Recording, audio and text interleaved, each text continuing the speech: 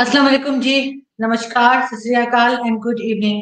मैं हूं आरजू काजमी और आप देख रहे हैं पॉइंट ऑफ व्यू। आज ही हम जरा बात करेंगे इंडिया पाकिस्तान की। बहुत सारे ऐसे टॉपिक्स हैं जो अभी नए नए हम डिस्कस कर रहे हैं और हम देख रहे हैं कि क्या प्रोग्रेस हो रही है। चाहे पाकिस्तान में हाफिज सईद की गिरफ्तारी हो, चाहे आपने देखा रिसेंटली एक टेरर अटैक हुआ कश्मीर में, उस पर भी हम बात करेंगे जिसमें 4 टेररिस्ट जो थे वो मारे गए।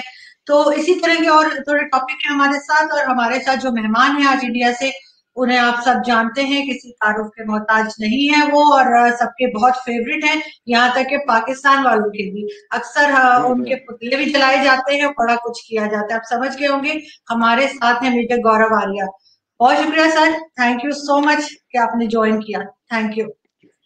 मेरे साहब, सबसे पहले कि मैं बात शुरू करूं, सबसे पहले आप जानते हैं कि आज 26/11 है, और उसके साथ कुछ अच्छी यादें तो नहीं है, लेकिन मैं फिर भी ये कहना चाहूंगी कि बहुत अफसोस हुआ जब ये हुआ था, ये हादसा, तब भी बहुत अफसोस हुआ। और आज भी मैं समझती हूँ कि दुनिया में जहां भी टेररिज्म होती है उसको हम कंडेम करते हैं, और जो भी कर रहा है, चाहे वो जिस जगह से भी बिलोंग करता हो, जिस रिलीजन से भी हो, जो कुछ भी हो, वो सब बिल्कुल गलत है और नहीं होना चाहिए। और जिन लोगों की, जिन मासूम लोगों की और बेगुनाह लोगों की जान इसमें गई, और दूसरे बहुत से इस तरह के अटैक्स होते रहे हैं पिछले सालों में, उसके लिए जो है मुझे बहुत सख्त अफसोस है। और हम उम्मीद करते हैं कि हम जो है एक दूसरे से सीख कर कुछ आगे बढ़ सकेंगे और इस चीज को रोक सकेंगे।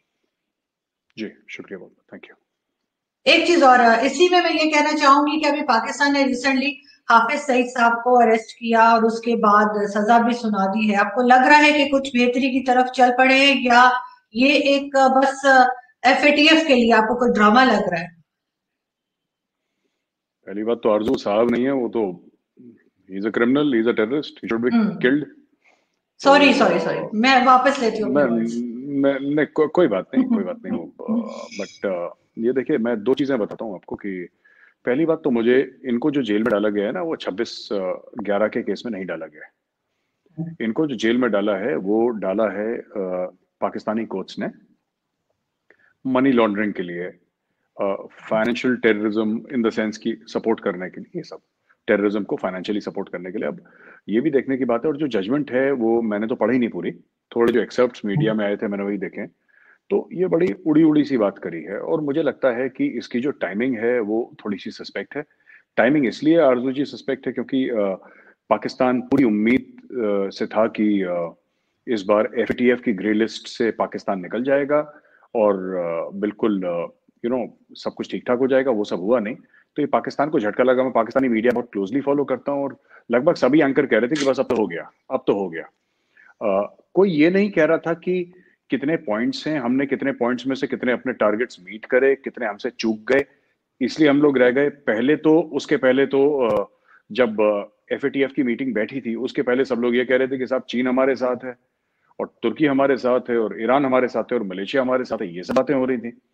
और फिर बाद में जब पाकिस्तान उसमें रह गया ग्रे लिस्ट में, और तो फिर उसके बाद फिर ये साजिशों का सिलसिला शुरू हुआ।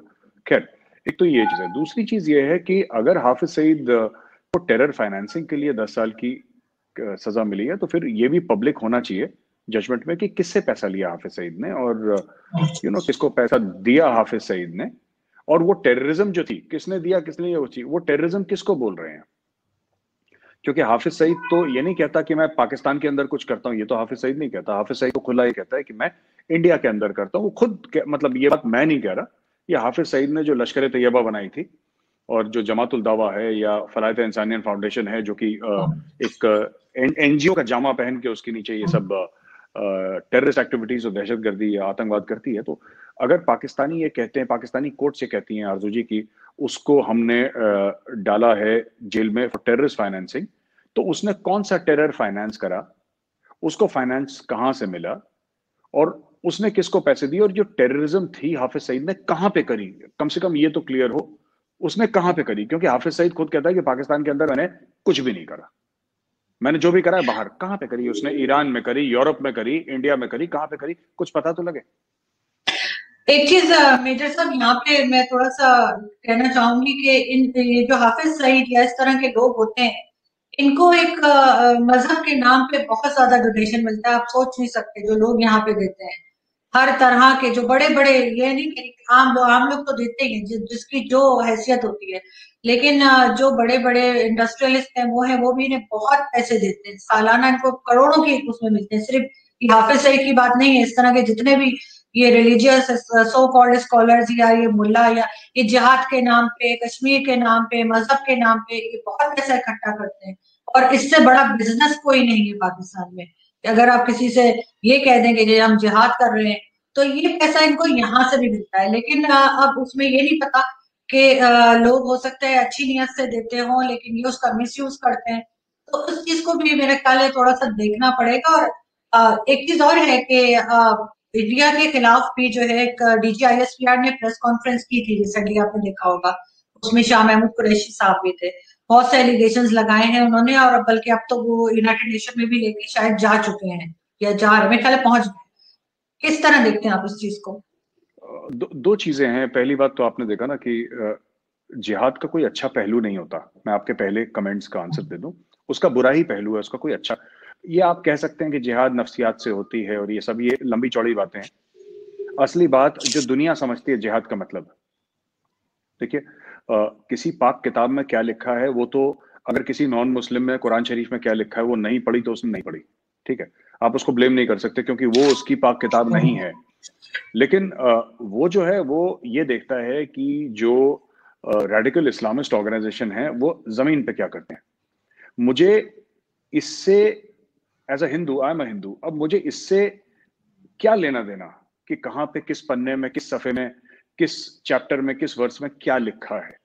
मैं तो ये देखूंगा कि जो उस किताब के नाम पे अगर गलत कुछ कर रहा है तो वो कर क्या रहा है, मुझे क्या उससे फर्क पड़ रहा है उसके एक्शन से।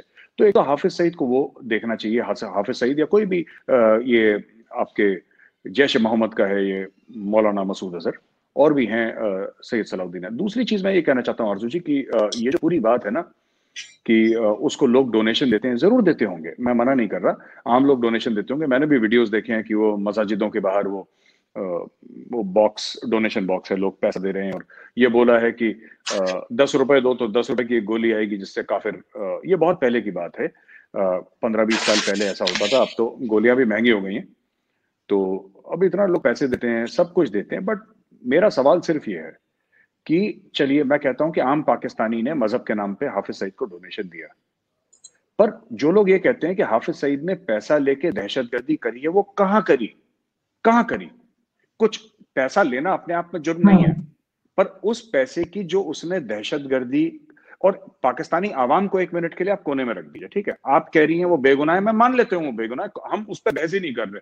मैं कह रहा हूं कि सवाल सिर्फ ये है कि हाफिज सईद और लश्कर तैयबा ने दहशतगर्दी कहां करी उस पैसे को लेके, ये तो पता लगे ना कि कहां करी। और दूसरी चीज ये है कि अगर दहशतगर्दी हुई है और पाकिस्तान ने उसको जेल में डाला है तो ठीक है, जिसने 10-15 रुपए दिए जी हैं, जो 20-25-50-100 रुपए दिए, जो आम पाकिस्तानी है, आप सबको तो नहीं पकड़ सकते। लेकिन अगर किसी बिजनेस, बड़े बिजनेस हाउस ने, जैसा आपने बोला पाकिस्तानी कॉर्पोरेट हाउस ने लाखों करोड़ों में अगर चंदा दिए तो कम से कम उनका भी इन्वेस्टिगेशन होना चाहिए, पहली चीज। दूसरी चीज ये है कि वो पूरी प्रेस कॉन्फ्रेंस मैंने देखी जो आपने बात करी थी ना, DGISP और शाह महमूद कुरैशी भी थे वहां पे।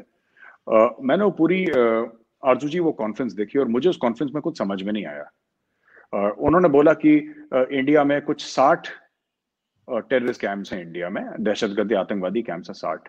तो मेरा सवाल है 65 क्यों नहीं है, 55 क्यों नहीं है, 50 क्यों नहीं है? उनकी कोई लोकेशन नहीं दी। उन्होंने बोला हरियाणा में भी हैं, उत्तर प्रदेश में भी हैं, और यहाँ पे भी हैं, वहां पे भी हैं। उन्होंने 5 स्टेट। अगर मैं आपको एक बात बताऊं, मैं कल एक प्रेस कॉन्फ्रेंस करता हूँ, ठीक है ना, और मैं बोलता हूँ पाकिस्तान में 5,000 टेररिस्ट कैंप्स हैं, कराची में 1,000 है, लाहौर में 1,000, इसकी तो कोई वैल्यू नहीं है ना। जब इंडिया ने पाकिस्तानी टेररिस्ट कैंप्स का पता दिया था, हमने प्रॉपर आरजू जी ग्रिड रेफरेंस दी थी, लैटिट्यूड ये है, लॉन्गिट्यूड ये है, इस ग्रुप का है, यहाँ पे है, ये इसकी करेक्ट लोकेशन है, और लास्ट नोन यहाँ पे 25 लोग थे या 20 लोग थे।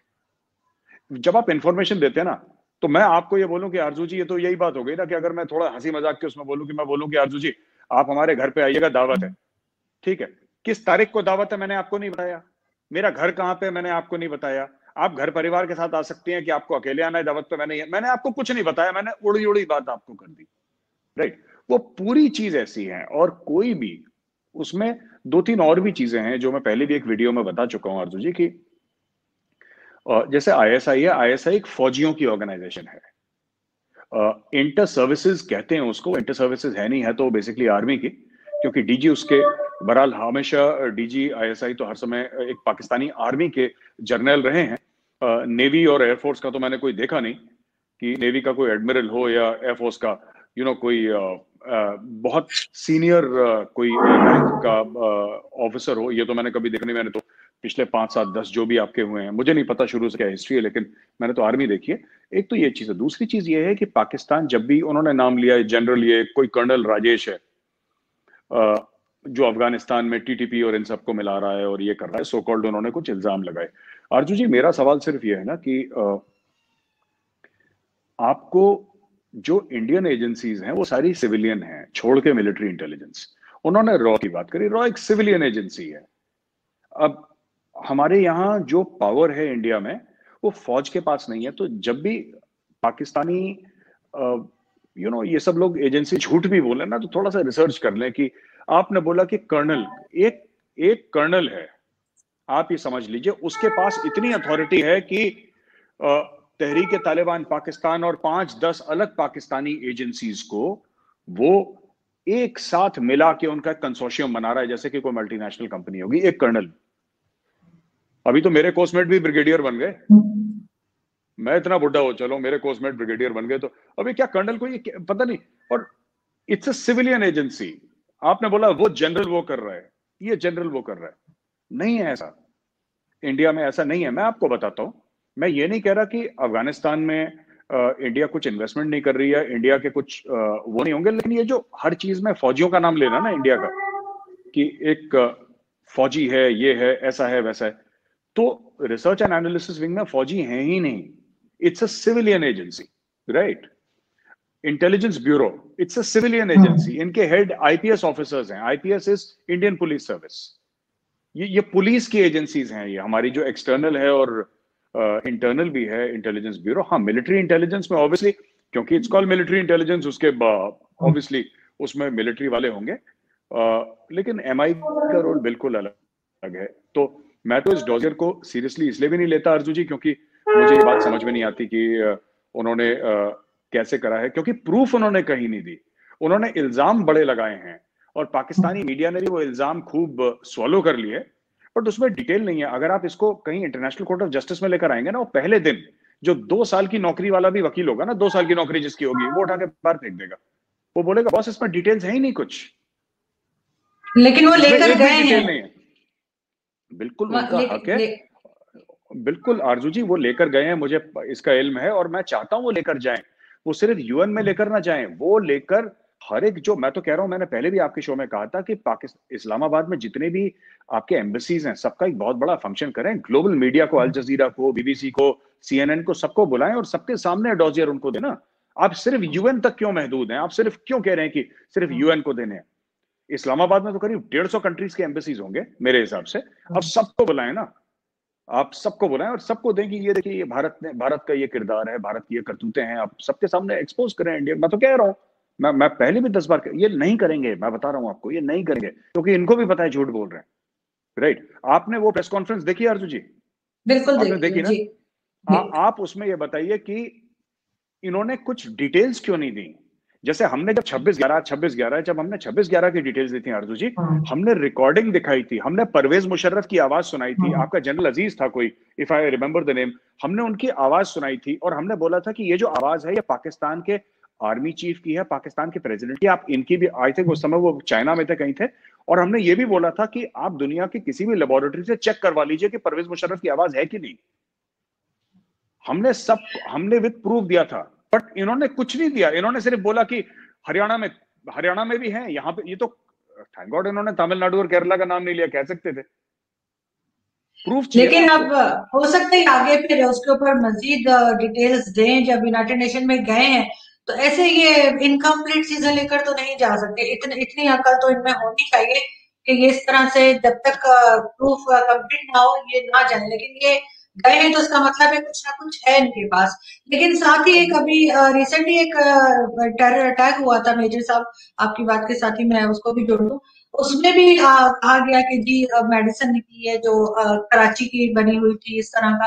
तो आपको लगता है कि आईएसआई को या हमारी एजेंसीज इतनी कमजोर हैं कि वो जेब में ऐसी चीज डाल के भेजेंगी जो वहां पे पकड़ी जाए और एड्रेस पता लग जाए? इस तरह से क्यों होगा? कि ऐसा नहीं लग रहा कि क्योंकि ये इससे रिलेटेड क्वेश्चन है, इसलिए मैं कह रही हूँ कि डीजीआईएसपीआर की जो मुझे प्रेस कॉन्फ्रेंस हुई है उससे बचने के लिए आप लोगों ने ये सब कुछ खुद किया है, ये एक इम्प्रेशन है यहाँ पे। देखिए, दो चीजें आपने बोला ना कि हमारी एजेंसी इतनी बेवकूफ नहीं है पहले भी, और अगर जाएंगी तो कुछ तो लेकर जाएंगी, हो सकता है कि लेकर जाएं। तो वो पुरानी कहावत है, हमारे उत्तर प्रदेश में कहते हैं, पुरानी एक कहावत है कि अगर चाची की मूछें होती तो वो भी चाचा कहलाती, है ना? तो होता तो होता, किसको क्या पता है क्या इनके पास अगर कुछ है तो देखेंगे फिर। आरजू जी, पहली चीज। दूसरी चीज ये है कि आपने ये बोला कि कि वहां पे कराची की मेडिसिन लेकर आए थे। किसको क्या पता कहाँ की मेडिसिन क्या लेकर आई थी वो, लेकर आए। अब उनको अगर पाकिस्तान से आए तो सिंगापुर की मेडिसिन तो लेकर आएंगे नहीं वो। दवाइयां लेकर आते हैं लोग, ड्राई फ्रूट लेकर आते हैं, ये बात सच है। क्योंकि अगर उनको लॉन्ग पीरियड के लिए अगर कहीं पे जाना है या रहना है तो ड्राई फ्रूट्स लेकर आएंगे। अब पाकिस्तान में तो पाकिस्तान की मार्किंग वाले ही मिलेंगे। हम्म। अब कोई कोई कैलिफोर्निया आमंड तो लेकर नहीं आएंगे ना अमेरिका के छाप के। नहीं तो एक तो ये लेकिन चीज अच्छी लेकिन थी। लेकिन मेजर साहब एक सेकंड, लेकिन मेजर साहब एज अ सिंपल सिटीजन अगर फॉर एग्जांपल अगर मैं भी कोई इस तरह की हरकत करूं तो मैं उसको वहीं की मेडिसिन तो नहीं दूंगी कि भाई अगर तुम मारे जाओ या पकड़े जाओ तो तुम्हारी जेब से ये निकल है। ऐसा तो ऐसा तो इसीलिए मेरा ख्याल है जब एक सिंपल सिटीजन ये सोच रहा है तो एजेंसीज क्यों नहीं सोचेंगी? मैं इसीलिए कह रहा हूं कि आपको पूछना चाहिए कि आपको आपको ये थोड़ा सा जो वहां पे आर्मी है या ऐसा ही उनसे पूछना चाहिए कि छोटी छोटी गलतियां मत करिए, नहीं पकड़े जाएंगे। और ये सब उनको नहीं करना चाहिए। ये कि ये मेडिसिन दे दें फिर पकड़े भी गए उसके बाद, और 2 अरेस्ट भी हो गए, जिंदा भी अरेस्ट हो गए 2 बाद में, और 4 मारे गए जैश के। तो ये बिल्कुल आपकी बात ठीक है, ये केयरलेसनेस है on the part of Pakistani agencies and ISI, ये नहीं करना चाहिए उनको। और एक और चीज मैं कहना चाहता हूँ कि जो आपने बोला ना कि जो देखिए प्रेस कॉन्फ्रेंस क्या है कि मैं एक और थोड़ा सा हिंट देना चाहता हूँ। मतलब मेरा काम नहीं है एडवाइस करना, क्योंकि आप लोग तो कहते ही हैं कि आईएसआई वर्ल्ड की नंबर 1 एजेंसी है, और आप कहते हैं कि सब कोई बहुत इससे बढ़िया तो कोई है ही नहीं एजेंसी। तो मैं उनको सिर्फ ये बोलना चाहता हूँ कि अगर आप ये चाहते हैं कि इंडिया के खिलाफ कोट अनकोट अगर आप कोई प्रूफ दें, तो आरजू जी सबसे बढ़िया पता है क्या रहेगा इनको, कि प्रूफ के चलते ना ये, अगर इंडिया के खिलाफ कोई प्रेस कॉन्फ्रेंस करनी है तो भगवान के लिए हाथ जोड़ के गुजारिश है कि वहां पे फौजी अफसर को मत ले जाओ। पता है, ये फौजी अफसर को ले जाके ना खाकी में वो खड़ा हो जाता है आपका जर्नल, सारा गेम बदल जाता है, सारा गेम खराब हो जाता है। ये कभी नहीं करना चाहिए। ये पाकिस्तानी हर समय गलती करते हैं। अच्छा, आपकी फौज ये सिविलियंस को ट्रस्ट तो करती नहीं, उनको लगता है कि ये सब ये पता नहीं वहां पे जाके क्या बोलेंगे। तो एक जैसे क्लास में मॉनिटर होता है ना, टीचर नहीं होता, तो मॉनिटर को कहता है सब लोग चुप रहेंगे, बच्चे पढ़ाई करेंगे सर नीचे करके, तुम देखना। तो मॉनिटर वो टीचर बन जाता है। तो ये बाबर इफ्तिकार साहब जो हैं मेजर जनरल डीजीआईएसपी, वो मॉनिटर बन के गए। अब मैं आपको बताता हूँ क्यों। देखिए, एक आपके और थे, मैं उनका नाम भूल रहा हूँ, ये पाकिस्तान के मिनिस्टर थे, तो अर्नब गोस्वामी ने उनका इंटरव्यू लिया था दिल्ली में पाकिस्तानी हाई कमीशन में। और जब अर्नब गोस्वामी ने अपने स्टाइल से, अर्नब का एक खास स्टाइल है कि चाबी लगाता है, ऐसे पूछता है, थोड़ा सा टफ क्वेश्चनिंग करता है अर्नब। तो अर्नब ने कहा वहां पे 4 बंदे आ गए, वो ऑन रिकॉर्ड है, मैं पाकिस्तानियों से रिक्वेस्ट करूंगा आप जाके देखिए उसमें। और वहां पे उन्होंने बोला कि नहीं, इंटरव्यू वहां पे खत्म होता है, 4 आईएसआई वाले आए, उन्होंने बंद कर दिया अपने फॉरेन मिनिस्टर को। मुझे ये समझ में नहीं आता कि मतलब foreign minister would be number 2 और नंबर 3 इन द कैबिनेट। उस जमाने में जो भी रहा होगा प्राइम मिनिस्टर आपका, उसका नंबर 2 या नंबर 3 होगा कैबिनेट में। ये 4 आईएसआई के अफसर कैसे आ सकते हैं? ये मतलब एज एन इंडियन मैं तो तसव्वुर भी नहीं कर सकता, मैं तो सोच भी नहीं सकता कि ऐसा कोई कोई मंत्री वहां पे बैठा हो, वजीर बैठा हो, उसके सामने कोई आके बोले कि नहीं आप इंटरव्यू में रोक रहे हैं आपको। पर वो जो आपका मिनिस्टर था, मैं भूल रहा हूं उसका, अर्नब गोस्वामी का इंटरव्यू है, और वो बिल्कुल चुपचाप बैठा हुआ था, बिल्कुल जैसा ना गऊ की तरह, जिसको कहते हैं चुप, बिल्कुल शरीफ। और वहां पे लोग कह रहे हैं नहीं आप हटाइए, आप नहीं कर सकते, आप जाएं यहाँ से, ये सब। और अर्नब को उन्होंने इंटरव्यू नहीं करने दिया। अर्नब ने बोला कि मैं इंटरव्यू कर रहा हूँ, I am speaking to your foreign minister. मैं ये कह रहा हूँ कि ये वही चीज हमें यहाँ पे देखने को मिली। तो आपको आपके जब तक पाकिस्तान अपने सिविलियन इदारों को इतना मजबूत नहीं करेगा, जब तक पाकिस्तानी आर्मी अपने सिविलियंस को ट्रस्ट नहीं करेगी। देखिए, जरूर है कि मुल्क की दिफा फौजी करता है, ये बात सही है, लेकिन मुल्क को फौजी चलाते नहीं है, मुल्क को तो सिविलियंस ही चलाते हैं। और इंडियन आर्मी के बारे में अगर मैं बोलूं, Indian army is under this thing, the elected representatives of the state. It is under the defence minister and the defence minister is under the prime minister. तो यहाँ पे एक मॉनिटर को भेजना, वर्दी पहन के जो मॉनिटर वहां पे खड़ा है, और बाबर इफ्तिकार साहब ये कह रहे हैं और हर 2 मिनट में देख के डीजी साहब उनकी तरफ देख के कर रहे हैं, अच्छा नहीं लगता। Shah Mahmood Qureshi is the foreign minister of Pakistan, मतलब कोई ऐसे कोई छोटा आदमी नहीं, कोई हल्की हस्ती नहीं है वो, he is a big man and he should conduct himself. हर समय फौजी आपके सर पे टंगा रहेगा और वो आपको बताएगा क्या करना है। इससे क्या होता है कि आपकी क्रेडिबिलिटी खराब होती है। आप मुझे कंसल्टेंट रखें तो मैं बताऊंगा फिर पाकिस्तान फॉरेन मिनिस्ट्री को कि किस तरीके से प्रेस कॉन्फ्रेंस करी जाती है। आप बढ़िया करें प्रेस कॉन्फ्रेंस, वहां पे सबको बुलाएं। और ये जो प्रूफ है, मैं फिर कहता हूं आरजू जी, ये जो प्रूफ है, जो आप कोट अनकोट जो आपने इंडिया के खिलाफ जो प्रूफ है, ये आपको पूरे 150 जितने भी एम्बेसी, मुझे नहीं पता कितने, जितने भी एम्बेसीज हैं पाकिस्तान में, फॉरेन कंट्रीज के, आप सबको बुलाइए ना, सबको एम्बेसडर्स को बुलाइए और सबको दीजिए और उनको बोलिए कि आप अपने जरा इंडिया के आप देखें, अगर पोल खोल सकते हैं तो खोलें। All the best. बिल्कुल, पाकिस्तान को अगर उसके पास प्रूफ है तो बिल्कुल ऐसा करना चाहिए, क्योंकि जब तक हम उसी तरह से जवाब नहीं देंगे जिस तरह से मतलब भारत हमें जिस जिस जगह पे काउंटर करता है, तो हमें भी करना होगा। लेकिन एक चीज और मेजर साहब, मैं यहाँ पे ये भी पूछना चाहूंगी कि आप लोग जैसे अब देख रहे हैं FATF के तकरीबन में ख्याल है 21 पॉइंट्स जो है वो पाकिस्तान ने क्लियर कर लिए हैं। आपको लग रहा है कि कुछ काम हो रहा है कि 27 या 26 में से अगर 21 में क्लियर कर लिया है तो कुछ तो काम हो रहा होगा? अगर हाफिज सईद को बंद किया है तो कुछ तो कर रहे होंगे, वरना पहले तो हमने नहीं देखा कि 10 साल की सजा हुई हो या इस तरह से। बेशक FATF का डर हो, जो जो बात भी आप कह रहे हैं, लेकिन है कुछ ना कुछ चेंज आया है, आपको लग रहा है? देखिए, FATF आपके लिए एंड ऑफ द रोड है।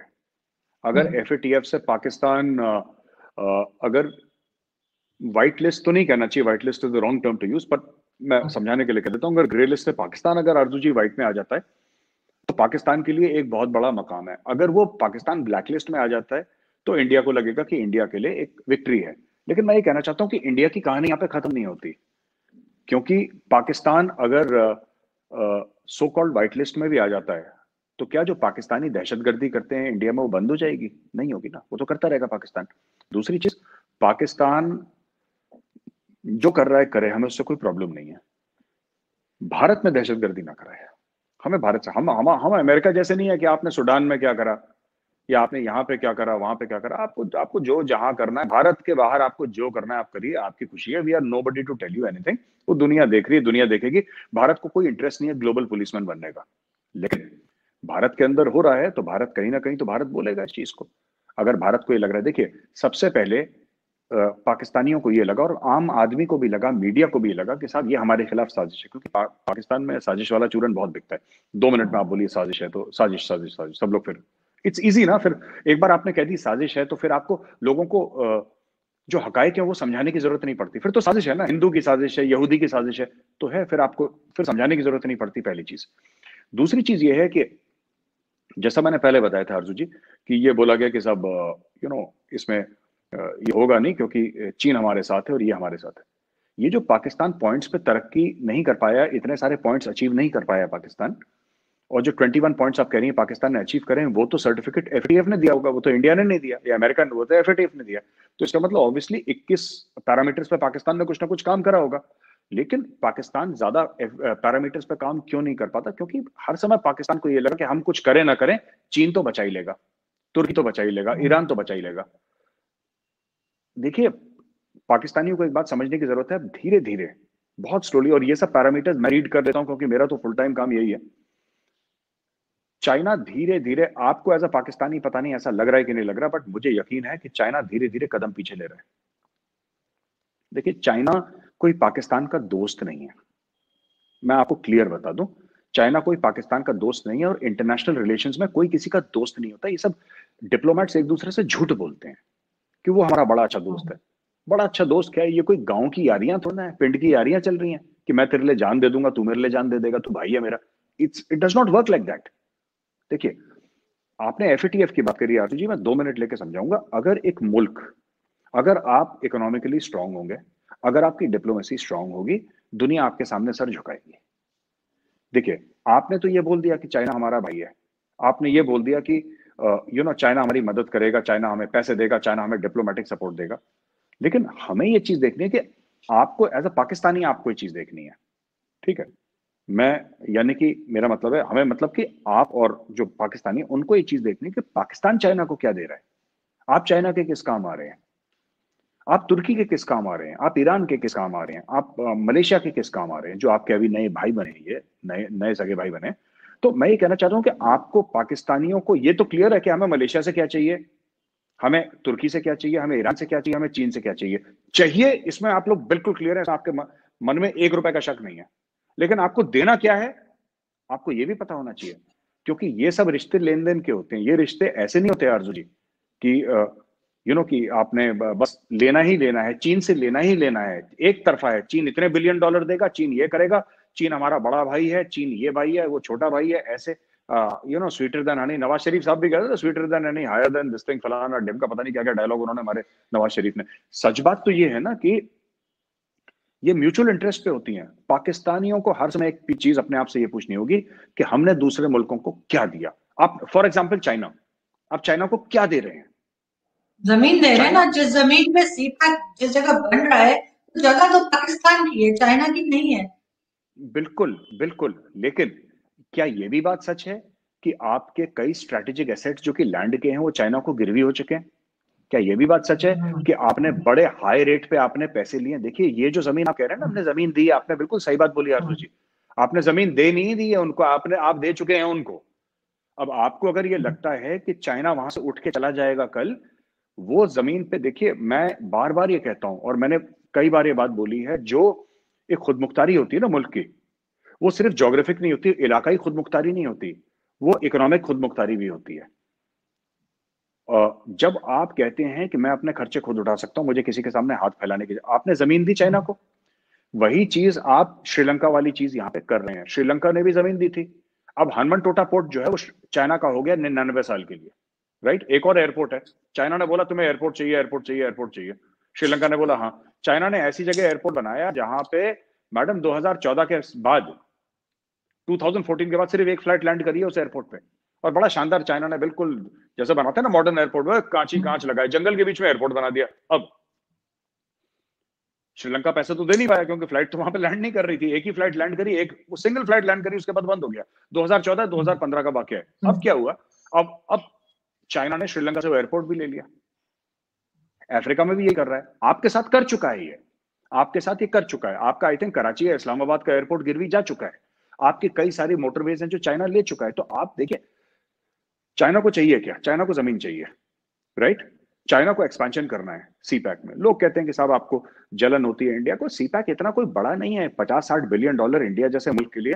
मैंने बोला ना, इससे 1.5 गुना ज्यादा इंडिया में हर साल इन्वेस्टमेंट होती है। जो पूरा सी पैक है जो 15 साल में होगा, उससे 1.5 गुना ज्यादा हर साल इंडिया में इन्वेस्टमेंट होती है। और सी पैक तो अब रुक भी गया है। और वो बाजवा साहब भाग गए आपके, आसिम सलीम बाजवा साहब, वो अमेरिका में बैठे हैं। तो सर वापस आ जाएंगे, घूमने फिरने गए होंगे। लेकिन एक चीज और है कि एक तरफ आप लोग कहते हैं कि आपकी बातचीत हो रही है चाइना के साथ, तो रसीदे लेने गए होंगे, यहाँ बैठ के तो रसीदे मिलेंगे नहीं होंगे, आपको पता है ना, फ्रेंचाइज की, पिज्जा फ्रेंचाइज की। तो वो इतनी ज्यादा रसीदें आपको पता है कि कोई लेकर नहीं आता कोरियर। अब मुझे ये बताएं ना सर कि लद्दाख को एक तरफ आप कहते हैं, सॉरी चाइना के साथ आप एक तरफ कहते हैं कि हमारी बातचीत चल रही है, मतलब टेबल टॉक शुरू हो गई है, दूसरी तरफ वहां से ये न्यूज आती है चाइना से कि वो आगे बढ़ रहा है लद्दाख में, वो अपनी जमीन जो है वो घिरता जा रहा है। तो ये डबल स्टैंडर्ड्स जो है वो चाइना के साथ क्यों है इंडिया की? उसकी चाइना ने, देखिए चाइना के साथ हमारी एक जंग हुई थी, हमारी 1.5 जंग हुई है चाइना के साथ आज तक, 1.5। एक जंग 1962 में हुई थी और एक 1967 में हुई थी, राइट? अब चाइना के साथ हम वो चीज क्यों नहीं करते जो पाकिस्तान के साथ करते हैं, डबल स्टैंडर्ड? ऐसा नहीं है। चाइना और पाकिस्तान के साथ हमारा रिलेशनशिप बिल्कुल अलग है, मुख्तलिफ है।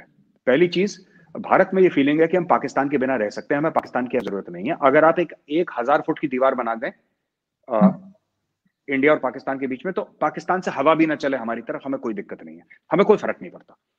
पाकिस्तान से हमें ट्रेड नहीं चाहिए, पाकिस्तान से हमें स्पोर्टिंग रिलेशनशिप नहीं चाहिए, पाकिस्तान से हमें कल्चरल रिलेशन, हमें पाकिस्तान से कुछ चाहिए नहीं, हमें कोई फर्क नहीं पड़ता as an Indian, and I am sure Pakistan को भी कोई फर्क नहीं पड़ेगा। तो इट्स दिस थिंग। दूसरी चीज है, चाइना और इंडिया के साथ तकरीबन 100 बिलियन डॉलर्स की ट्रेड है, जो कि 500 बिलियन की होने वाली है, पहली चीज। दूसरी चीज, चाइना ने दहशतगर्दी कभी भारत के अंदर नहीं फैलाई, ठीक है? ये जैश ए मोहम्मद, लश्कर तैयबा, ये चाइनीज नहीं है, पाकिस्तानी है, वो भी पंजाबी हैं, right? They are Punjabi Pakistani, Pakistani Punjabi, my mistake, sorry. And China ने ये सब नहीं करा। चाइना के साथ जो लैंड की कशीदगी है वो हमारी चल रही है, हम देखते हैं चाइना कितना करेगा। हम ये मानते हैं कि चाइना के साथ हम उसी जबान में बात कर रहे हैं जो चाइना समझ रहा है।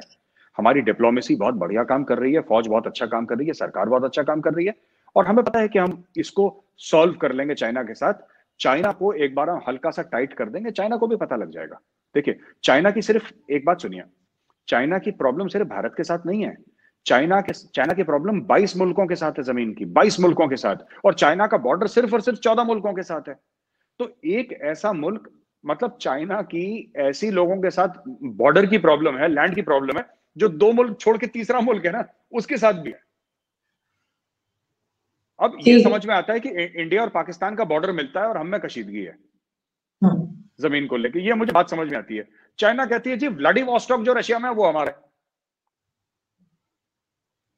तो China is a typical land grabber, ठीक है, और ठीक है, चाइना को हम अलग तरीके से हैंडल कर लेंगे, बट दो चीजों को ना आप कभी एक तरीके से हैंडल नहीं कर सकते आरजू जी। लेकिन चाइना ने 12 लाख को टफ टाइम दिया है, ये बात तो आप इनकार नहीं कर पाएंगे आप लोग क्या कि वो क्या चाइना ने टफ टाइम दिया है, चाइना ने टफ टाइम दिया है इंडिया को। ऐसा नहीं है कि चाइनीज के साथ हैंडल करने में आपको बहुत आसानी रही। उस तरह के एलिगेशन भी आप नहीं लगाते जैसा आप पाकिस्तान पे लगाते हैं, उस तरह से आप ये भी नहीं कहते घुस के मारेंगे, इस तरह की भी कोई बात नहीं करते। लेकिन जी, मैं आपको बताता हूँ आरजू जी, बिल्कुल।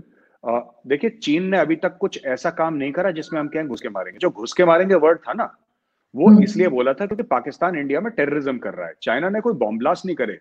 आज 26/11 है, चाइना ने 26/11 नहीं करा। चाइनीज ने 1993 के टेररिस्ट अटैक्स नहीं करे। चाइनीज ने पुलवामा नहीं करा, उड़ी नहीं करा, नगरोटा नहीं करा, ठीक है, और कश्मीर नहीं करा। ये खालिस्तान वाला जो पूरा ड्रामा पंजाब में रचा था वो चाइना ने नहीं करा। तो यू सी, आप दो लोगों को कंपेयर नहीं कर सकते। अब जैसे आप हैं, आपके साथ मेरे अगर जिसको कहते हैं कि एक फ्रेंडली रिलेशन है आपके साथ, कोई और हो सकता है उसके साथ नहीं हो। मैं आपसे अदब से बात करूंगा, मैं आपसे तमीज से बात करूंगा, हो सकता है मैं दूसरे से ना बात करूं वैसे। तो यू ट्रीट पीपल डिफरेंटली। आप जिसको कहते हैं कि जिसके जो कर्म होते हैं ना, कर्म के हिसाब से उनके साथ ट्रीटमेंट होती है। जिस दिन चाइना ऐसा करेगा उस दिन चाइना को भी बोलेंगे, उसके मारेंगे। दूसरी चीज, जहां तक आपने बात करी टफ टाइम, टफ टाइम देखिए, चाइना लाख झूठ बोले, लेकिन अमेरिकन इंटेलिजेंस की रिपोर्ट आई है कि अगर हमारे अगर जवान वीरगति को प्राप्त हुए गलवान में, तो 33 चाइनीज भी मरे हैं। हमारा फिगर 30 या 36 बोला है कुछ अमेरिकन इंटेलिजेंस ने, जो उनकी रिपोर्ट आई है CIA की। हम लोग बोल रहे हैं 43, वो लोग थोड़ा सा कम बोल रहे हैं, लेकिन जितने हमारे गए उससे ज्यादा चाइनीज गए। तो अगर आपको लग रहा है कि चाइनीज वहां पे बैठ के चाउमीन खा रहे हैं, पार्टी कर रहे हैं, तो ऐसा नहीं है, ऐसा नहीं है। और टफ टाइम चाइना को भी है, बट चाइना क्या बोलता नहीं, मैं बता रहा हूं, चाइना में ना मीडिया फ्री नहीं है। देखिए, आपको चाइना के बारे में कहां से पता लगता है? मीडिया के बारे में। इंडियन मीडिया कशीदगी कर सकता है, इंडियन मीडिया क्वेश्चन कर सकता है, इंडियन मीडिया आर्मी को क्वेश्चन करता है, पॉलिटिक्स को, पॉलिटिकल लीडरशिप को क्वेश्चन करता है, डिप्लोमेसी को क्वेश्चन करता है, और वो उसका संवैधानिक हक है, आईन जो है भारत का, वो उसको हक देता है। चाइना में नहीं कर सकता। चाइना में आप सवाल पूछिए, आपको जेल में डाल देंगे। तो चाइना में कोई सवाल नहीं। चाइना अगर ये बोले कि हम इंडिया के अंदर चले गए 100 किलोमीटर, तो कोई उसको कॉन्ट्रडिक्ट करने वाला नहीं है कि साहब कहां से शुरू हुआ वो 100 किलोमीटर, कहां पे खत्म होता है, जरा आप दिखाइए, मीडिया ले जाइए वहां पे। वो नहीं कर सकते आप। चाइना में नॉट अलाउड है। बिल्कुल। तो चाइना में तो सोशल मीडिया, जी, सोशल मीडिया भी वहां पे नहीं है, वहां पे बंद है, सोशल मीडिया भी बंद है चाइना में। बिल्कुल, ये बात तो आपकी बिल्कुल मैं एग्री करूंगी। और इसके साथ एक और मैं आपसे सवाल करना चाहूंगी मेजर साहब, वो ये कि मुझे ये बताएं कि अभी रिसेंटली आप देख रहे हैं कि इसराइल के बारे में बड़ी बातें हो रही हैं, सऊदी अरब जो है वो भी लग रहा है कि एक्सेप्ट करने जा रहा है। तो क्या चेंज देख रहे हैं आप? और साथ ही इसके साथ एक सवाल और कि साथ ही मतलब मैं उसको भी जोड़ देती हूँ कि अभी रिसेंटली आपने देखा खादिम हुसैन रिजवी साहब जो हैं उनकी डेथ हुई है, और अचानक से हुई है, कोरोना से हुई है। आपकी मैंने वीडियो भी देखी थी, और बहुत से वही सवाल हमारे भी जहन में है कि ये वेंटिलेटर पे भी नहीं गए, 2 दिन पहले धरने में भी बैठे हुए थे। इन दोनों चीजों का आप मुझे बताएं कि आप क्या समझते हैं कि क्या चल रहा है? देखिए आरजू जी, ऐसा है कि पहले जो इजराइल और सऊदी अरब की बात है, ठीक है ना, कि देखिए मैं आपको बात बताता हूँ। अब लोगों को पसंद नहीं आती मेरी बात, लेकिन आपने सवाल पूछा तो मेरा फर्ज है बताना आपको।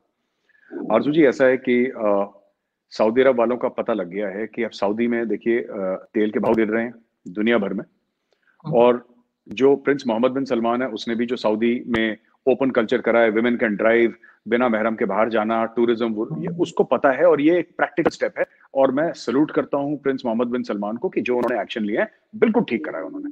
ही is a forward looking new generation person. वो पुराने ख्यालात के नहीं है, नए ख्यालात के, उन्होंने बिल्कुल बढ़िया करा और करना भी चाहिए ऐसा, राइट। दूसरी चीज है कि उन्होंने इजराइल को, बहरीन ने रिकॉग्नाइज करा है डिप्लोमेटिक रिलेशंस, और सऊदी अरेबिया भी इजराइल के, क्योंकि इजराइल के साथ आपकी लड़ाई है क्या आखिर? इजराइल के साथ क्या लड़ाई, मैं समझ नहीं पा रहा। इजराइल के साथ जैसे पाकिस्तान ने इजराइल को रिकॉग्नाइज नहीं करा, इजराइल को तो कोई फर्क नहीं पड़ता, मुझे नहीं लगता पाकिस्तान को कोई फर्क पड़ता है इससे, लेकिन पाकिस्तानियों की इजराइल से प्रॉब्लम क्या है मैं बताता हूं। पैलेस्टीन प्रॉब्लम है ही नहीं। जो कहते हैं ना कि फिलिस्तीन की प्रॉब्लम है और इजराइल ने उनकी जमीन हड़प ली, वो परेशानी है ही नहीं आरजू जी, ये झूठ है पाकिस्तान का। क्योंकि आप तो हमारे लिए भी कहते हैं ना कि कश्मीर आपका है, पाकिस्तान का, और इंडिया ने उसको हड़प लिया है, यही कहते हैं ना। तो हमारे साथ क्यों डिप्लोमेटिक रिलेशन है? चाणक्यपुरी में आपका इतना बड़ा हाई कमीशन क्यों है, एम्बेसी क्यों है यहाँ पे, क्यों है आपका? अब देखिए ना, मैं आपको बताता हूं क्यों है।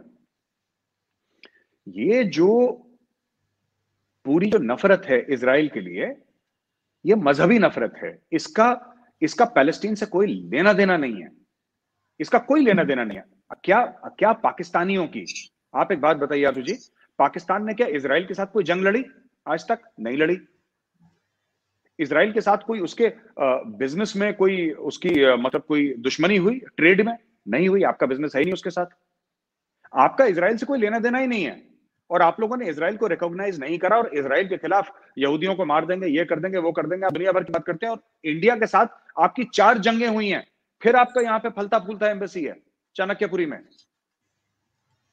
लेकिन मेजर कोई ऐसा नहीं है। एक एक सेकंड, मेजर साहब, अभी रिसेंटली ये चेंज देखने में आया है, जैसे मुबशिर लुकमान है, कामरान खान जो हमारे यहाँ है जर्नलिस्ट, उन लोगों ने जाके इसराइल टीवी के ऊपर इंटरव्यू दिया है और इस बात को मतलब कहा है कि होने चाहिए रिलेशन। तो ये आप चेंज नहीं देख रहे कि कुछ आ रहा है पाकिस्तान में, और क्यों आ रहा है? लेकिन बहुत से लोग आज भी खिलाफ है इस बात के। देखिए सुनिए, मैं आपको बात बताऊं ये क्यों चेंज आ रहा है। पहले चेंज इसलिए नहीं आ रहा था क्योंकि आपकी फौज ने रोक रखा था और लोगों का इमोशन ऐसा है यहूदियों को लेके। इस्लाम में यह कहा गया है कुरान शरीफ में कि एक दिन ऐसा आएगा जब यहूदी छुपा होगा और पत्थर बोलेगा कि मेरे पीछे, पेड़ बोलेगा कि मेरे पीछे यहूदी छुपा है, आप इसको यहूदी को मारो। मैं गलत कह रहा हूं, सही कह रहा हूं? सही।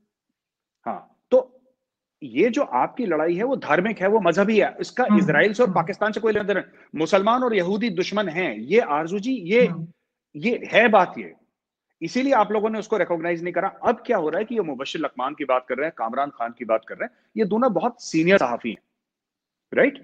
ये कोई ऐसे ये कल के बच्चे नहीं है, ये बहुत तगड़े नाम है पाकिस्तान के अंदर। और मैं दोनों के इंटरव्यूज काफी फॉलो करता हूं, कामरान खान और मुबशिर लुकमान दोनों के। मुबशिर साहब वही है ना, थोड़े जो छोटे वाले हैं, थोड़े से दिस थिंग, और जी वो रिसेंटली जिनको नहीं बियर्ड नहीं उनकी, लेकिन रिसेंटली जिनको फवाद चौधरी साहब ने थप्पड़ पर मार दिया था, वो वलीमे में थप्पड़, उनकी मूछें, सॉरी माफ कीजिएगा, उनकी मूछें उनकी, वलीमे में थप्पड़ मारा था फवाद चौधरी ने उसको, और फवाद चौधरी ने फिर एक को और मार दिया था। वो जर्नलिस्ट की पिटाई करता रहता Fawad Chaudhry. He's a good guy, you know. I like Fawad Chaudhry, by the way. He's a बंदा सॉलिड है वो, लड़ता अच्छा है ट्विटर पे मेरे साथ। जब लड़ता है ना, अच्छा लगता है कि हाँ शेर है। बहरहाल मैं ये कहना चाहता हूं आपसे कि ये जो पूरी बात है, अब जो इनको भेजा गया है, आपकी एजेंसीज ने कामरान खान को भी और मुबशिर लुकमान को बोला है कि तुम ये काम करो, ठीक है, वरना बिना एजेंसीज के आशीर्वाद के यहूदियों की टेलीविजन, अब ये पाकिस्तान भी देखिएगा 1-2 साल में इजराइल को रिकॉग्नाइज करेगा। और उसका रीजन है, उसका आरजू जी कारण है, और उसका कारण सिर्फ और सिर्फ ये है कि जहां से पैसा आता है उन लोगों की तरफ से प्रेशर आया है, आपको करना है। अगर आप नहीं करेंगे, सऊदी अरेबिया पैसा देना बंद कर देगा, साफ सीधी बात है। अगर आपको पैसा चाहिए तो आपको रिकॉग्नाइज करना पड़ेगा। सबसे पहले सब लोग जो खुश हो रहे थे पाकिस्तान में भी कि जो बाइडेन जीत गया, और अब हमारे लिए क्या करेगा, क्या करा जो बाइडेन ने? कमला हैरिस ने क्या करा? कमला हैरिस ने अपने लेक्चर में, जो उसने पहली स्पीच दी थी, 3 बार तो उसने इजराइल का नाम लिया है और बोला कि America will be Israel strongest ally. नहीं देखिए, पाकिस्तान पे तो आप कह सकते हैं सऊदी अरब का प्रेशर है, सऊदी अरब पे किसका प्रेशर है, यूएई पे किसका प्रेशर है, वो भी तो एक्सेप्ट कर रहे हैं। नहीं, उसके देखिए, उनके ऊपर जिसका भी प्रेशर हो, अगर हम पे कोई बोले ना कि भारत के प्रेशर है, तो मैं तो भारत के ऊपर सोचूंगा ना कि मेरे मुल्क पे किसका प्रेशर है। हो सकता है सऊदी अरेबिया के ऊपर अमेरिका का प्रेशर हो।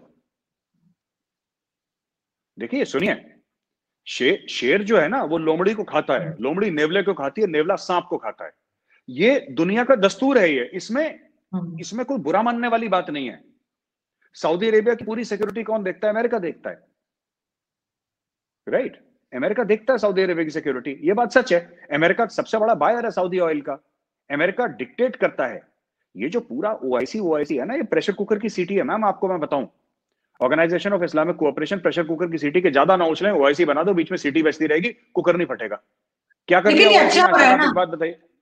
लेकिन अच्छा सर ये बुरा अच्छा की नहीं हो बात ही रहा। नहीं है मैम। मैं ये कह रहा हूं कि क्या इसराइल को रिकॉग्नाइज करना, जी जी। मुझे लगता है पाकिस्तान के लिए ठीक नहीं हो रहा। क्योंकि कल पाकिस्तान भी अगर अपने लोगों से पूछेगा और लोगों से पूछेगा कि भाई आपने 72 साल से तो रिकॉग्नाइज नहीं करा, आज आप क्यों रिकॉग्नाइज कर रहे हैं? ऐसी क्या मजबूरी है कि मुबशिर लकमान और कामरान खान जैसे बड़े नाम है, ये छोटे नाम नहीं है। These are big people, these are big names. ये लोग क्यों गए वहां पे? कल लोग पूछेंगे तो आपको, अब ठीक है लोग पाकिस्तान में नहीं पूछते इतना, क्योंकि एक बार जीएचक्यू रावलपिंडी ने बोल दिया कि जाएंगे तो भाई 10 बार जाएंगे, फिर क्या करेंगे? लेकिन मैं ये पूछना चाहता हूं कि 72 साल से क्यों नहीं गए? आज क्या बदला पाकिस्तान के लिए? ये बताइए, क्या बदला पाकिस्तान के लिए? उन्होंने तो अपना कर सही। लिया जो बहरैन को करना था और उसको करना था। They have taken a stand, they have said कि भैया देखो ये सब बकवास है, सबको मिलजुल के रहना है। इजराइल के पास टेक्नोलॉजी है जो कि मुस्लिम वर्ल्ड में कभी नहीं आएगी। आप लोग कहानी सुनाते रहिए कि आज से 1000 साल पहले हमारा साइंटिस्ट था जिसने ये बोला था कि चांद पे पानी है। वो स्टोरी आप सुनाते रहिए एक दूसरे को, उसकी जीरो वैल्यू है, उसकी जीरो वैल्यू है। बात यह है कि दुनिया के सबसे बड़े साइंटिस्ट यहूदी हैं। जो पाकिस्तान जिस न्यूक्लियर वेपन पे, जिस एटम बम पे फक्र करता है ना, वो भी एक यहूदी ने बनाया है। हर चीज तो यहूदी ने बनाई है या ईसाई ने बनाई है, दोनों काफिर हैं आपके लिए, और दोनों वाजिबुल कत्ल हैं, और उनकी हर चीज आप इस्तेमाल करते हैं। हसन निसार साहब क्या बोलते हैं? यही तो बोल रहे हैं कि आंखें खोलो अपनी भाई, या तो मत करो ना, हमें नहीं चाहिए। एटम बॉम्ब जो है वो यहूदी का बनाया है और हमारे लिए हराम है, हम इसको फेंकते हैं। नहीं, आधी चीजें हाँ है, आधी चीजें ना है, तो ये कंफ्यूजन तो रहेगा मुल्क में। जी जी बिल्कुल। और इसी से रिलेटेड मैंने आपसे एक और बात की थी, खादिम हुसैन रिजवी, जी उनका जी जी आपने वीडियो भी बनाया था। जी जी बताइए। जी। देखिए खादिम हुसैन रिजवी की दो चीजें, एक ईरान है और एक चीन है, ठीक है? हम्म, खादिम हुसैन रिजवी आपने देखा था कि उनके नमाज जनाजा में कितने लोग आए थे, राइट? पूरा एक समंदर था लोगों का।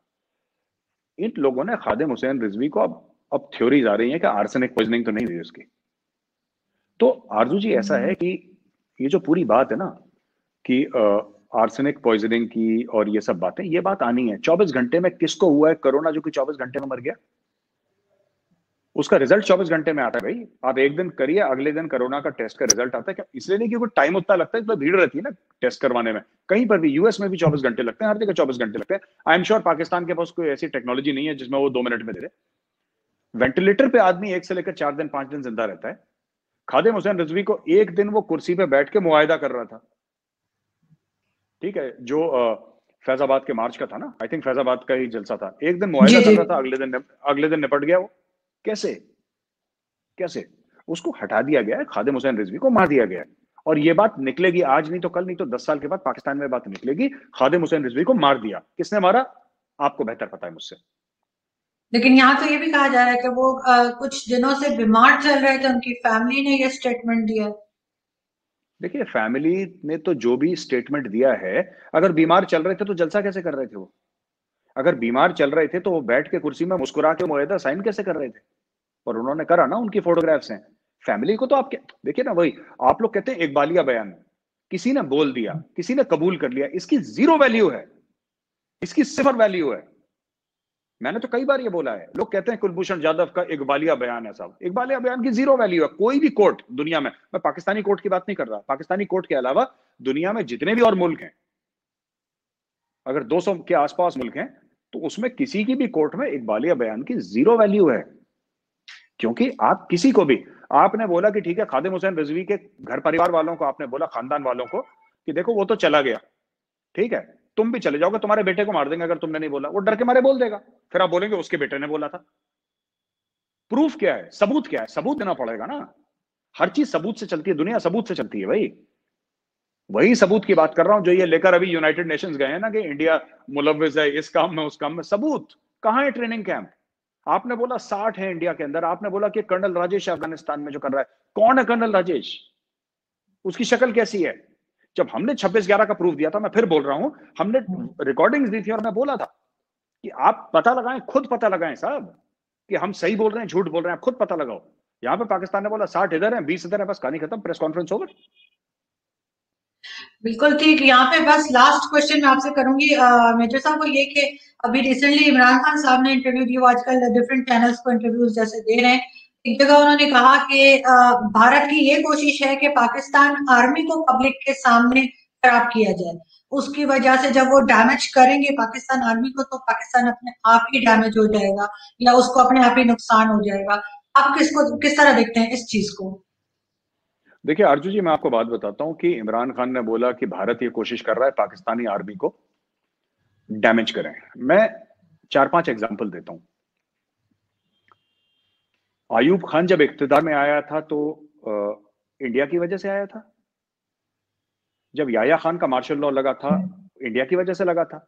जियाउल हक ने जब करा था मार्शल लॉ, इंडिया की वजह से हुआ था। परवेज मुशर्रफ इंडिया की वजह से मार्शल लॉ एडमिनिस्ट्रेटर या चीफ एग्जीक्यूटिव जो भी कहना चाह रहा है अपने आप को पाकिस्तान का, तब हुआ था। बेनजीर भुट्टो को भारत ने मारा था, या जुल्फिकार अली भुट्टो को फांसी भारत ने दी थी। 4 बार पाकिस्तान का आईन फाड़ा गया है, बदला गया है, डस्टबिन में, unfortunately, I am sorry to use these words, but बोला गया है, जियाउल हक के खुद के वर्ड्स है, मेरे वर्ड्स नहीं है, ये भारत ने करा था। ये कह रहे हैं कि भारत डैमेज करेगा। कैसे डैमेज करे? भारत ने क्या बोल दिया पाकिस्तानी फौज के खिलाफ? ये बोल दिया कि सीज फायर वायलेशन हुए हैं बॉर्डर पे, वो तो आप भी कहते हैं। कैसे भारत ने पाकिस्तानी फौज को डैमेज करा है? जो 93,000 पाकिस्तानी फौजियों ने सरेंडर करा था, वो क्या मतलब, क्या हमने बोला था सरेंडर करने के लिए? वो तो खुद ही करा ना उन्होंने अपनी मर्जी से। हमने क्या करा? भारत ने सिर्फ डिफेंसिव ऑफेंस में गौरव वारिया का एक वीडियो है कि आसिम सलीम बाजवा ने चोरी करी। अच्छा, मैं कह रहा हूं गौरव वारिया, मान लीजिए कि गौरव वारिया झूठ बोल रहा है, आप मान लीजिए, फिर आसिम सलीम बाजवा ने रिजाइन क्यों करा प्राइम मिनिस्टर ऑफिस से? अमेरिका में क्यों बैठे हैं वो? यार हर चीज देखिए ना, सुनिए, आपको सेल्फ क्रिटिकल भी होना पड़ेगा। इंडिया ये कर रही है पाकिस्तानी फौज के खिलाफ। अगर पाकिस्तानी फौज कमजोर हो जाएगी तो पाकिस्तान कमजोर हो जाएगा। ये एक बात बताइए आजू जी, मैं एक आपसे सवाल पूछ लूं, एंड में मेरा समय खत्म हो रहा है, लेकिन एक सवाल अगर आप, जी जी ठीक है, पाकिस्तान में 98% मुस्लिम है, 97% मुस्लिम है, ठीक है, राइट? पाकिस्तानी में सबसे ज्यादा इस्लाम खतरे में क्यों रहता है? पाकिस्तान में पाकिस्तानी फौज ने 35 साल राज करा है, 40 साल राज करा है, इनडायरेक्टली और डायरेक्टली तो पूरे 72 साल राज करा है। पाकिस्तानी फौज कैसे खतरे में रह सकती है? अगर कोई अहमदी बोले मैं खतरे में हूं, कोई शिया बोले मैं खतरे में हूं, कोई हिंदू बोले मैं खतरे में हूं, मुझे समझ में आता है। यहां पे इस्लाम खतरे में आ जाता है, यहां पे फौज खतरे में आ जाती है। 97% मुस्लिम कंट्री में इस्लाम खतरे में है। अब बोलते हैं, फिर कहते हैं अब ये इमरान खान कह रहे हैं फौज खतरे में। फौज कैसे खतरे में हो सकती है? कमर जावेद बाजवा तो बॉस है पाकिस्तान का, वो तो बॉस है, he is the boss. Let's be honest about it. नहीं, ये तो खैर हमेशा से रहा है, फौज हमेशा जो है वो ज्यादा ताकतवर रही है गवर्नमेंट के मुकाबले में। और लेकिन जो रिसेंटली आपने आसिम सलीम बाजवा और उनके जो स्कैंडल्स निकाले हैं उसके वजह से भी शायद ये इंप्रेशन आ रहा है कि फौज को कमजोर किया जा रहा है, उसके स्कैंडल बनाए जा रहे हैं, जबकि उन्होंने तो कह दिया कि मैंने ऐसा कुछ नहीं किया। वो तो साफ मुकर गया ना। आरजू जी, मैं तो कह रहा हूं आसिम सलीम बाजवा, देखिए मैं तो एक मेजर हूं, ठीक है, और मैं बहुत छोटा आदमी हूं। आसिम सलीम बाजवा साहब, ही is a very big man, he is a general. उनको खुद बयान देने की जरूरत थी ही नहीं, उनको इस मामले में बयान देने की जरूरत नहीं थी। कोई भी बोल देता पाकिस्तान से, कोई जर्नलिस्ट ही बोल देता कि यार ये मेजर गौरव वारिया ना, ये झूठ बोल रहा है, हम इस बारे में बात ही नहीं करना चाहते, और जो आदमी झूठ बोलता है हम उसको जवाब देना मुनासिब नहीं समझते। ठीक है, शुरू में बोला भी है, फिर उन्होंने रिजाइन कर दिया। और वो कौन है? वो बेचारा वो गरीब जो जर्नलिस्ट था, उसके पीछे अहमद नूरानी नूरानी को बोला कि ये गौरव वारिया का एजेंट है। नूरानी के पीछे पड़ गए लोग। अब ये बड़ी वियर्ड सी बात है। और नूरानी का मैंने नाम नहीं सुना। ये कौन नूरानी, कैसा नूरानी? अरे अगर मैं एजेंट पालूंगा तो कोई ढंग के एजेंट पालूंगा ना। बेचारा नूरानी 1.5 पसली का आदमी, बेचारा शरीफ जर्नलिस्ट, मैंने उसका क्या करना है नूरानी का? मैंने ये सब टाइमिंग्स कुछ शायद कुछ टाइमिंग्स गलत हो गए। वो एक साथ नूरानी साहब की रिपोर्ट और आपकी वीडियो आसपास ही रिलीज हुई, इस वजह से शायद वो ऐसा लगा कि आप दोनों ने मिलकर कुछ किया। नहीं आरजू जी, हमारी रिपोर्ट नूरानी साहब की रिपोर्ट से करीब 1 महीना पहले रिलीज हुई थी। और मैं एक बात बताता हूं, आप दोबारा जाके अगर कोई भी पाकिस्तानी को, मैं आपको देखते भी होंगे पाकिस्तानी भी इंडियन भी, आप दोनों की रिपोर्ट देखिए, जो मैंने बोला है, जो नूरानी साहब की रिपोर्ट दी। मैंने सिर्फ 2 या 3 पॉइंट दिए हैं। नूरानी ने 10 पॉइंट दिए। नूरानी ने बिल्कुल जिसको कहते हैं कि खोद के। मैंने क्या बात करी? मैंने पापा जॉन की बात करी, नंबर 1। मैंने जो बलूचिस्तान में उनका जो उन्होंने माइंस थी उनकी बात करी, और मैंने जो उनकी मिडिल ईस्ट में जो रियल एस्टेट की कंपनी उसकी बात करी। किसी पाकिस्तानी ने आज तक मुझे यह नहीं बोला कि ये जो पापा जॉन है ये आसिम सलीम बाजवा का है नहीं, है किसी और का, और तुम झूठ बोल रहे हो। लेकिन वो बेचारे जिसने अहमद नूरानी को सारी डिटेल्स निकाल के दी थी, उस बेचारे को तो नॉर्दर्न एरियाज की सैर करा के भी लेकर आ चुकी है एजेंसीज हमारी। हाँ नहीं, देखिए ना, मैं आपको बताता हूँ कि किसी ना किसी ने तो मुझे भी दिया होगा। जो मुझे कागज मिले हैं, जो मुझे कागज मिले हैं पाकिस्तान से, वो किसी ना किसी ने तो दिए होंगे मुझे। मैं तो पाकिस्तान गया नहीं ना पर्सनली लेने के लिए, ना कोई इंडियन गया, वो तो पाकिस्तानी होगा। ये होता क्यों? मैं आपको एक बात बता देता हूँ। एक तो खुद आप माने ना माने, ठीक है, मैं ये चाहता हूं और सीरियसली दिल से चाहता हूं, आप मेरी बात को कोई मजाक ना समझे, मैं चाहता हूं कि डेमोक्रेटिकली पाकिस्तान स्ट्रांग बने और पाकिस्तान थोड़ा भरोसा रखे डेमोक्रेसी में। क्या हमारे जो डेमोक्रेटिक लीडरशिप रही है इंडिया में पहले 72 साल से, ये तो मोदी जी ने आके यहाँ पे पता नहीं क्या कुछ मामला करा है यहाँ पे इंडिया में, कि यहाँ पे करप्शन नहीं था? बहुत करप्शन था। कि यहाँ पे इनएफिशिएंसी नहीं थी? बहुत थी। पर धीरे धीरे धीरे होता है ना। अमेरिका की डेमोक्रेसी क्यों ग्रेट है? क्योंकि वो 150-200 साल से भाई लगे हुए हैं उसके साथ। आपको ये पेड़ है, पाकिस्तानी कहता है कि मैंने पौधा लगाया, ये फल क्यों नहीं दे रहा? भाई अगले दिन से पाकिस्तानी बैठ जाएंगे, इसको हटाओ, दूसरा पौधा लगाओ। फिर बोलेंगे एक दिन के बाद ये फल क्यों नहीं दे रहा। अरे वो 15-20 साल 50 साल के बाद फल देगा, वो 100 साल के बाद फल देगा आपको। इंडिया की भी डेमोक्रेसी परफेक्ट नहीं है, लेकिन पाकिस्तान को यह चाहिए कि डेमोक्रेटिक जो रूलर्स हैं, नॉट इमरान खान टाइप के जो सेलेक्टेड हैं, इलेक्टेड जो भी हो, मैं कह रहा हूं नवाज शरीफ को नहीं लाना मत लाओ ना, जरदारी को नहीं लाना मत लाओ, कोई तीसरा बंदा लेकर आओ जिसपे आपको एतबार हो, जिसपे आप बिलीव करें, आप उसको लेकर आओ, तब जाके मजबूत बनेगा ना पाकिस्तान। ऐसे पाकिस्तान एज अ कंट्री कभी मजबूत नहीं है। जीएचक्यू रावलपिंडी आपके खोपड़ी के ऊपर ऐसे सीसीटीवी लगा के दिख रहेगा, दुनिया इज्जत नहीं करेगी। वैसे ही जैसे वो प्रेस कॉन्फ्रेंस है ना, वो जैसी प्रेस कॉन्फ्रेंस शुरू हुई, मेरी और वैभव की बात चल रही थी, और जैसे ही प्रेस कॉन्फ्रेंस शुरू हुई मैंने बोला वैभव ये फेल है प्रेस कॉन्फ्रेंस। पूछा क्यों? मैंने बोला बगल में जनरल खड़ा है यार, तुम्हारा वर्दी वाला खड़ा है, फेल है। आपने वर्दी वाले को, आपने कभी देखा कि मिनिस्ट्री ऑफ एक्सटर्नल अफेयर्स की प्रेस कॉन्फ्रेंस हो रही है इंडिया में पाकिस्तान के ऊपर, वहां पे कोई इंडियन आर्मी का जनरल खड़ा हुआ है? ये अमेरिका में देखा या आपने कहीं और देखा? कहीं नहीं होता किसी डेमोक्रेटिक कंट्री में। ये नॉर्थ कोरिया में होता है जहां पे आर्मी और एक परिवार काबिज है। जी बिल्कुल है, लेकिन बहुत सी चीजें हम इंट्रोड्यूस करा रहे हैं, ये भी है ना, आपको थोड़ा सा सीखना चाहिए, खड़ा कर दिया करें अपने जर्नल्स को भी। तो यहाँ पे मैं बहुत शुक्रिया अदा करना चाहूंगी मेरे साहब कि आपने टाइम दिया। आई नो आपका बड़ा बिजी शेड्यूल होता है। थैंक यू सो मच, इतना टाइम आपने निकाला। बहुत ख्याल रखिएगा। Thank you so much. Thank you.